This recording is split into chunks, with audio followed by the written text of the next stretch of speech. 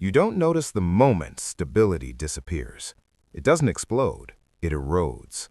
The coffee that quietly doubled in price, the subscription you forgot, the salary that went up but somehow feels smaller. And one day you open your banking app and realize something uncomfortable. You are earning more than ever, and you are still fragile. Not broke, fragile. Because modern financial life is designed to look full and be empty. This is not a story about getting rich. This is a story about becoming difficult to break. And the people who've quietly mastered that don't use complicated systems. They follow a few minimalist rules that feel almost too simple to matter, until you see the math. Right now, stability has become a luxury product. Inflation moves faster than salaries. Housing behaves like a speculative asset. Credit is frictionless. Everything is available in one click. The system runs on a single assumption. You will spend first, you will think later. Minimalist money rules flip that assumption, not by earning more, by changing the order in which money moves. Because financial stability is not about how much comes in, it's about how many decisions you remove. Here's the first rule, and it sounds so obvious people ignore it. Your lifestyle must cost less than your bad month. Not your average month, not your best month, your worst realistic month. Because stability is not built in sunshine, it's built for storms.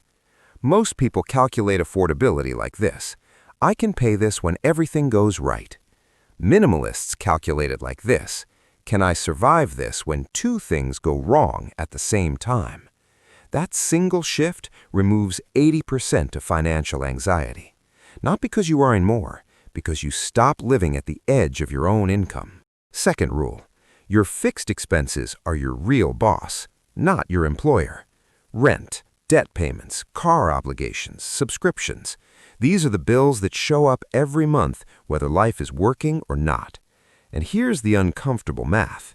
If your fixed expenses consume 70% of your income, you are not employed. You are pre-spent. Minimalist finance is not about cutting lattes. It's about aggressively protecting your monthly flexibility.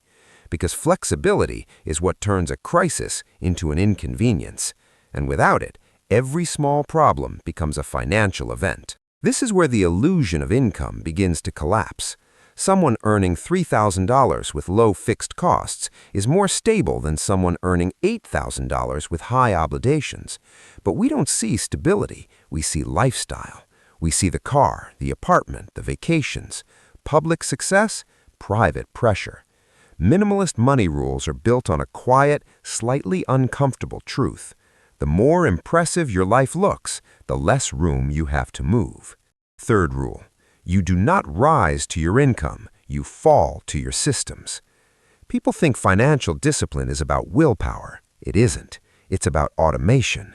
Because every month you make the same 3 decisions: spend, save, borrow. Minimalists make those decisions once, then the system makes them forever.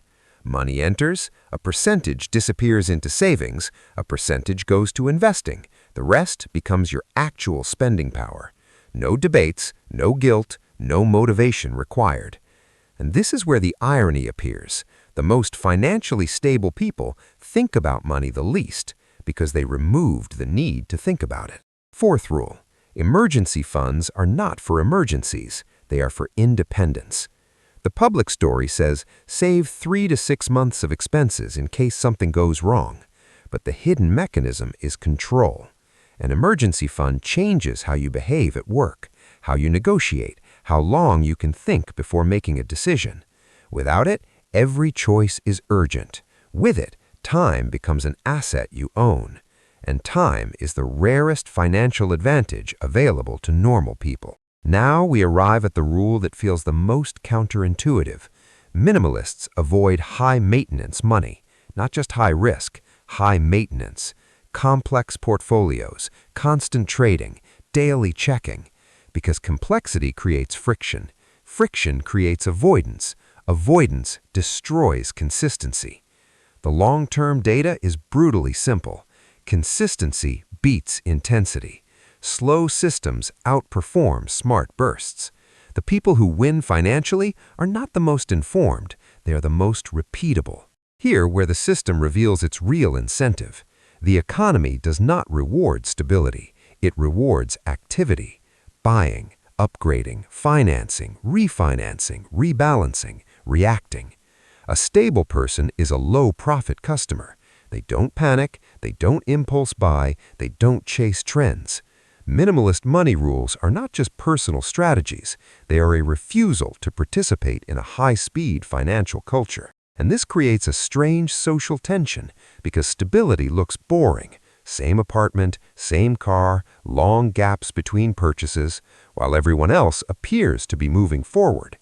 But underneath the surface, something very different is happening. Every year, their required monthly income stays low. Their optionality increases. Their dependence decreases. They are not trying to look rich. They are trying to become uninterruptible. Fifth rule. You measure wealth in months, not in currency. How long could I live if income stopped today? That number changes everything because it turns money into time and time into security. Most people with high incomes have a shockingly low number. Minimalists quietly build a high one, and that number, not your salary, your investments, or your job title, is the truest measure of whether you are financially stable or just temporarily afloat. Let's talk about debt, not emotionally, mechanically. Debt is a claim on your future time. Minimalist finance asks a simple question before taking on any debt. Does this reduce my future monthly flexibility? If the answer is yes, it is not a financial decision.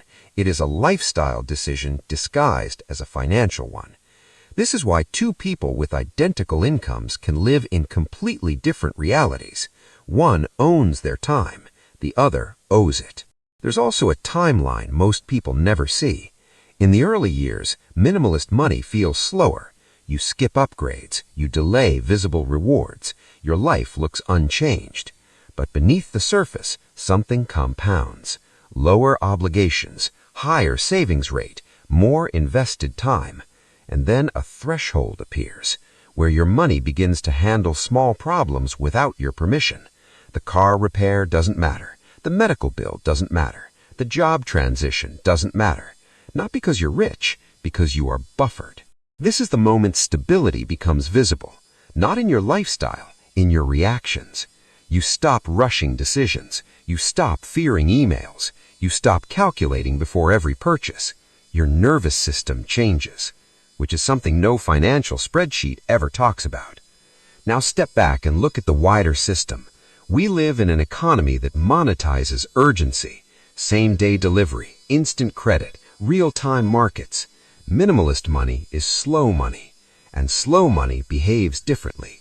It ignores noise, it survives downturns, it compounds quietly, which makes it almost invisible until volatility arrives. And volatility always arrives. During economic booms, minimalists look cautious.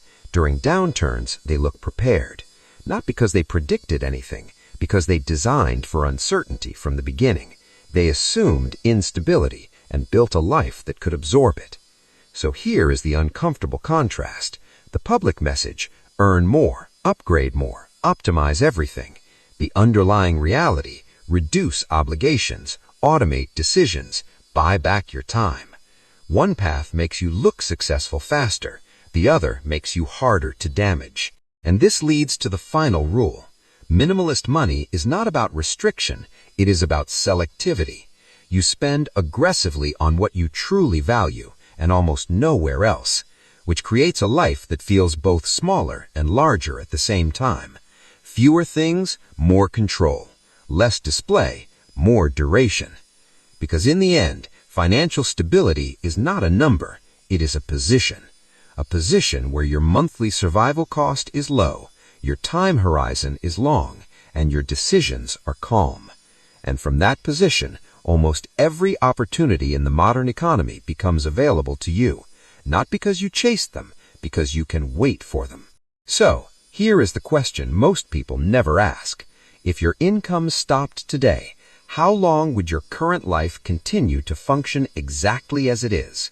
Not a downgraded version, not survival mode, your current life.